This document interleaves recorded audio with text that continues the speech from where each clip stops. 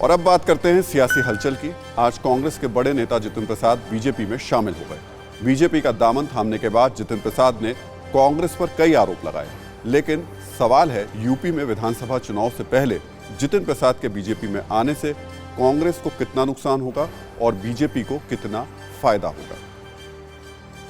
तो ये महत्वपूर्ण निर्णय जो मैंने लिया है, बहुत विचार मंथन और सोच के बाद मैं इस फैसले पर पहुंचा।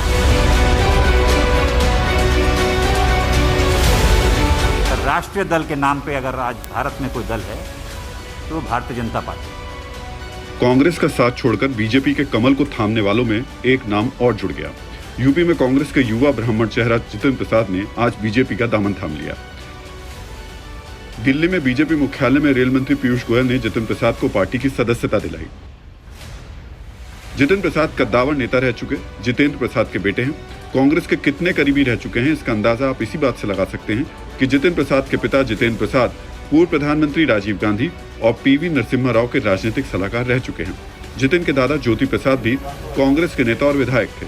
मतलब 3 पीढ़ियों तक कांग्रेस के ताल्लुक रखने वाले परिवार के जितिन अब कमल थाम चुके हैं। मेरा कांग्रेस पार्टी से 3 पीढ़ियों का साथ रहा है, तो ये महत्वपूर्ण निर्णय जो मैंने लिया है, बहुत विचार मंथन और सोच के बाद मैं इस फैसले पे पहुंचा हूं।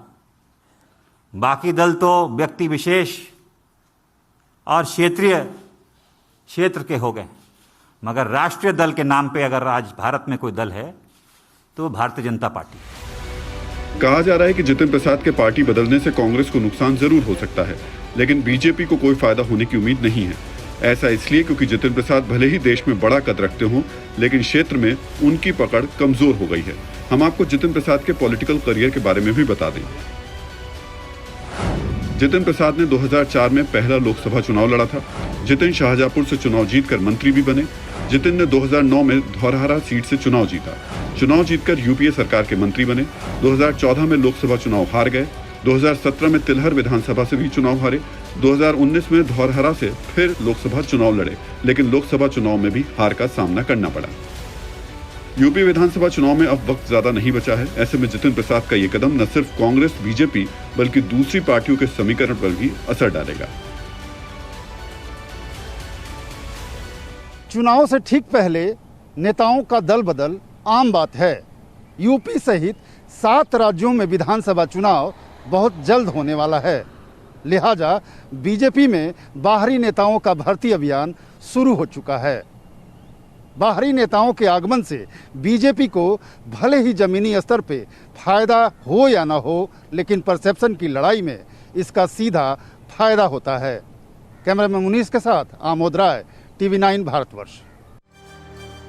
और जितिन प्रसाद के बीजेपी में शामिल होने से मध्य प्रदेश कांग्रेस ने बहुत ऐसा तंज कसा जो कि शायद शोभा देता नहीं है, लेकिन एमपी कांग्रेस की ओर से ट्वीट किया गया जिसमें लिखा है कि ये कूड़ेदान में जाने की सामान्य प्रक्रिया है। हालांकि बाद में ये ट्वीट डिलीट कर दिया गया।